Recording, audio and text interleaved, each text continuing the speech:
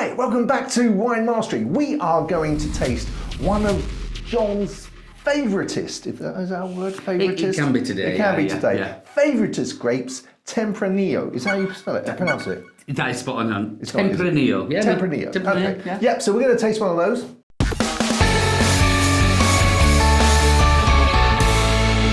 So, yes, a Tempranillo. We are going to taste that. It's obviously Tempranillo, as you have commented so often, John, is the most planted grape in Spain. This wine comes from Spain. It is only £4.25.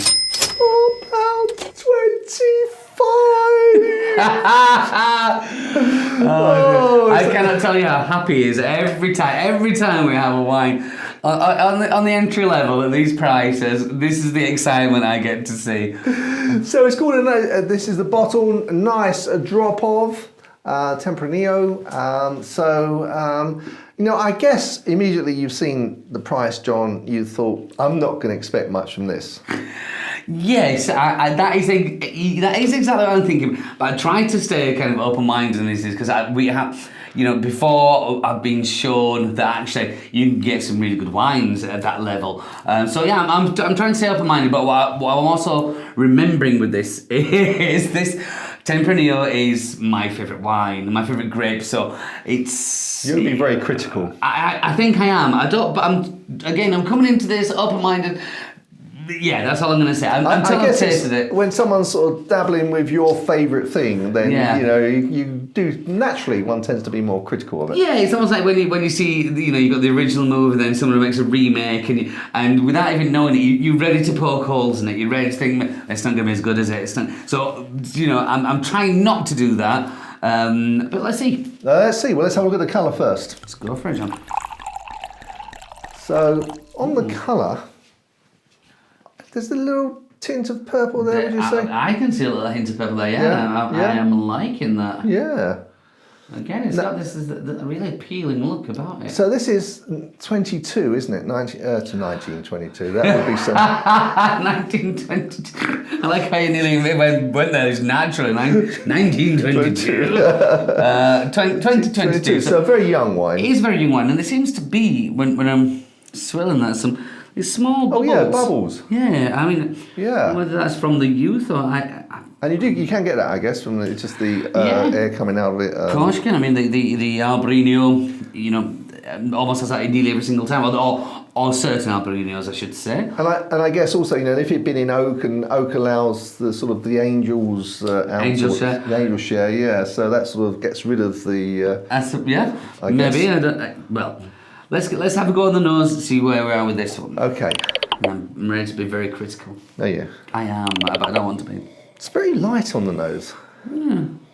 And I guess, I don't know if this is seen oak or not, it doesn't say on the bottle or anywhere on the website, but it doesn't smell like it. I can't... It doesn't, no, you're right, it doesn't smell like the oak I would usually describe, but there's a woodiness in there, which is not oakiness, doesn't have the depth of the...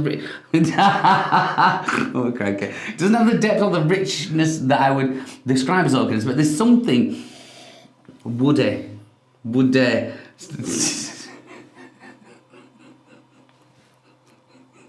Something woody in there, but there's no. But other than that, it's not. It doesn't smell bad. There's nothing bad. No, there's nothing bad about it. It's just nothing exciting about it. It's pretty bland. It's a red wine. We did one recently on Pinot Grigio, didn't we? We did, from the same people. Yeah. And I seem to remember us saying. It was a very what was the words we used? Generic. Yeah. Yes. Oh yes, that's right. It's just like it's a glass red wine. Yes. I'll definitely getting go with beyond that is a struggle. Yeah, there's nothing we're picking out there. This is very reminiscent of that Pinot Grigio that we couldn't say that's what this is. This is but it wasn't bad. I'm gonna have go on the old palate.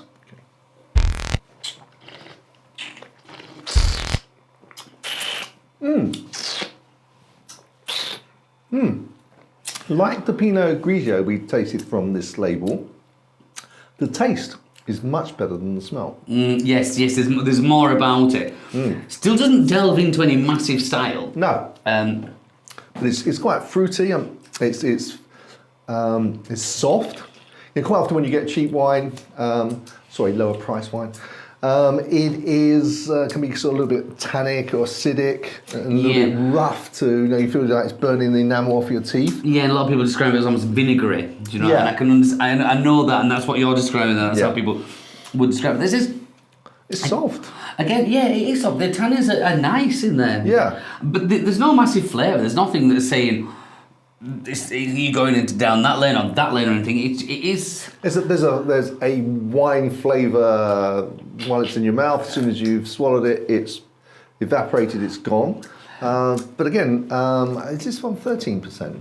No, 11.5 again. 11.5. Okay, that's very low for a Tempranillo, isn't it? It's very low for any wine, let alone a Tempranillo. I mean, you look on the shelves nowadays, you struggle to get anything under 13%, 12.5, 13. So 11.5, which I suppose is how they managed to keep it at this price. Yeah. And I think it's worth mentioning right now as well. Like most wines we have, we'll know the price, so to speak. We'll have a drink, but it's only at the end when we say, right, how much is this? And then put all the information back in and say, right, if it's that amount of money, this is what we've got. But I'm actually from the smell, from the look, that I'm knowing in my head how much this is, because $4.25 is a very, very, very good price. So all the time I am thinking that. So I think that's going to like skew my. Well, it should do as opinion. well. I mean, yeah. It's, in terms of value for money, it's.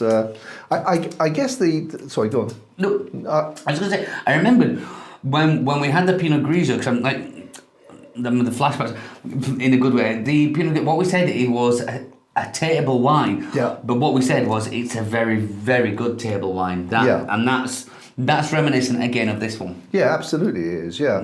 Yeah, there's nothing wrong. I'm really enjoying the taste and drinking it. There's not the sort of wine, again, the same as Pinot Grigio, that you would sort of get into and, what is that? And hasn't got any nuances. No.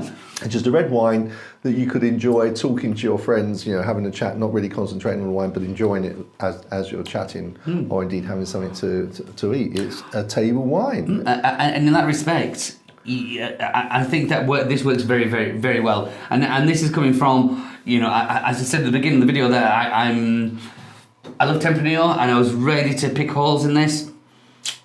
I can't. Yeah, I think perhaps to explain to people that are viewing this outside of the UK that the UK laws have just changed recently, and I think this wine is sort of targeted towards the UK market, and the laws have changed in the UK regarding alcohol. Is that the more alcohol there is in a wine, the more tax there is. So I suspect in order to get the price point, they've actually made this kept this stop fermentation and kept it at 11.5%. Yeah, which is fine. Good.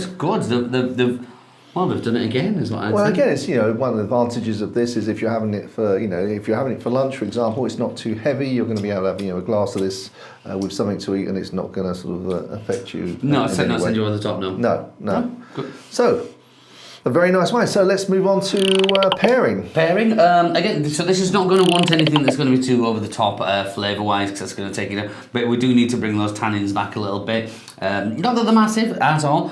So I'm going to look at, I would probably say, something fairly mild, something fairly soft, and I'm going to look at, probably the Chaume on this one, which is a French soft washed rind cheese, so a little bit smelly. You think it's going to be offensive, but then when you've had it, it's actually quite mild and sweet, and I think that would go together very well. So in terms of the smell, it's a bit like sort of Stinking Bishop, where the smell is whoa, but actually the taste is that much. Yeah, that's right. It. If you get past the smell, which I love the smell of it, but a lot of people don't. Once you get past the smell, if you actually taste the cheese, the paste, you'll be fine. One of the things I was thinking about this is, and I don't know whether it would take a chill, and if you had it chilled, I don't know whether it was a bit too weak to chill, whether it would actually just sort of take the taste away completely. But I wonder, actually, if it was chilled, you could probably even go to a white meat with this. So you could probably go with like a chicken or a salad with this. So if you don't like white wine, and this might be well worth trying, just as a to get away from having white wine. With chicken. And in terms of anything else, something with tomatoey sauce, maybe a little bolognese, but a sauce, but don't think it'd take something that was too rich in taste. It would be overpowered. No, but what you did say there at the beginning is this would take a chill. Yes. It definitely would take a chill. It's light enough, it's easy enough, the tannins aren't strong enough, so that would take a chill beautifully. I didn't even think about that, John. Do you not? Didn't even think about it. Well, it's a warm evening, so that's probably where it came from. So, shall we move on to I nearly said that. Nearly scoring. Scoring. I've only had one glass of wine. Yeah. Scoring. Yeah. And I'm gonna pull this. Cracky, it's a bit warm, isn't it? I'm gonna pull this back. All right. We can't deny the price of this, and this is where my score is going to go from that, which is going to be very, very similar to the Pinot Grigio we had. So my score is going to be that one. Okay, I'm going to go 78. Very, very close. I went for the exact same. Same, you went for 80. Yeah, because I think it's undeniably good for that money, and I'm a Tempranillo fan, and I said I was ready to poke holes, and I'm like, nah, for $4.25, but I drink that every day of the week. Yeah, and I think the only reason I just dropped 2 points off my score, which I scored 80 for Pinot Grigio as well, is that I felt that the taste just wasn't quite as impressive for the price as the Pinot Grigio, so I just tweaked it down a little bit. It's $4.25. What do you want? I just thought for $4.25 the Pinot Grigio was just 2 points better. All right, I will give you that. 'Cause yes, I do remember. Well, I say I remember, but that's perhaps maybe I should have put mine 2 points up because you like Tempranillo. Yeah. You were surprised by that. Yeah. Yeah. Okay. Well, so just like I'm sticking with 80. I'm happy with that. Yeah, I'm happy with 78. It's not a mile off anyway, is it? No, we're not going to fight about it, John. We're not. Guys, if you get a chance to try this, let us have your comments. If you've got any wines you would like us to try and review and we'll give you a shout out, then also drop us a line. Also, we're really interested to hear where you're viewing this from. It's very interesting for us. Please communicate. And I'd also be interested to know whether you'd be interested in us starting up some other form of platform in terms of the weekend correspondent. I'm just trying to think of the name. Decord or something it's called. I'll do it in the next video. There is a way that you can, gamers and stuff. So, okay. Yeah, they communicate and they can talk to each other and stuff. So people maybe get a little bit of community going. How do you know these things? I've got a son-in-law that's in IT. Okay, fair it is. But no, I'll live with that. Okay, guys, until next time, really look forward to seeing you there. We really enjoyed this wine and we look forward to enjoying the next one. Until then, chin chin. Chin chin.